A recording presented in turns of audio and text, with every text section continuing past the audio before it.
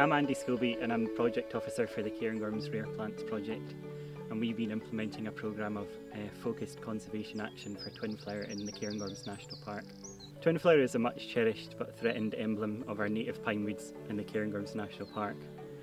The name Twinflower refers to the distinctive flowering spikes of this plant, which appear in June and July each year. Each flowering spike stands not more than 10 centimetres tall, and from it hangs this delicate pair of white-pink bell-shaped flowers. And under favourable light conditions, a striking carpet of flowers can be produced, which is really a truly spectacular display to behold.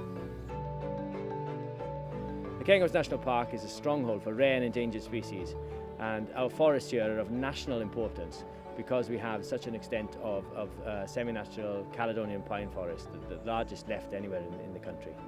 The Cairngorms National Park is the UK stronghold for Twinflower, home to around 3/4 of the UK population.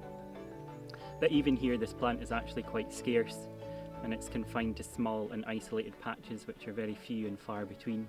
Well, Twinflower suffered a widespread decline in Scotland due to the loss of the pine woods in which it grows. And this is something which has actually happened very gradually over several centuries as a result of the felling of woods for timber, overgrazing of woodland habitats by deer and domestic livestock, as well as the replanting of stands of very closely spaced trees which cast too much shade on the ground below.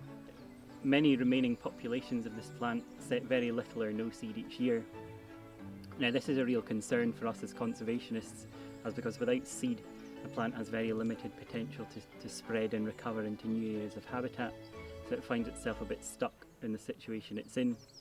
And these remaining patches remain vulnerable to extinction in the long term. Most patches each contain just a single genetic individual. Now that's a problem for Twinflower because it needs cross-pollination in order to produce viable seed. And that means that flowers of one patch need to receive pollen from the flowers of another compatible patch. The remaining Twinflower patches are now too far apart from one another for the insects to travel between them, so cross-pollination and seed production rarely occurs. The Cairngorms National Park Authority is working on a project called Cairngorms Nature.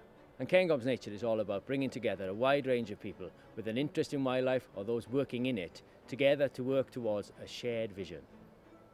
So since 2010, Twinflower has been the subject of focused conservation action in the Cairngorms National Park. And we've been working with a broad spectrum of land managers, conservation partners and local volunteers to implement practical conservation action on the ground. There are projects happening on every scale here in the Cairngorms, from the far-sighted land managers who are working really hard to connect our forests and expand them, to the really focused work that's going on for the Twinflower, where we're moving individual clumps of flowers about to actually try and help these plants set seeds. And the Twinflower work is a really great example of Cairngorms Nature in action. We've seen a really good effort here from a wide range of partners and volunteers coming together to really focus attention on this super little plant and really try and make a brighter future for this plant in the Cairngorms.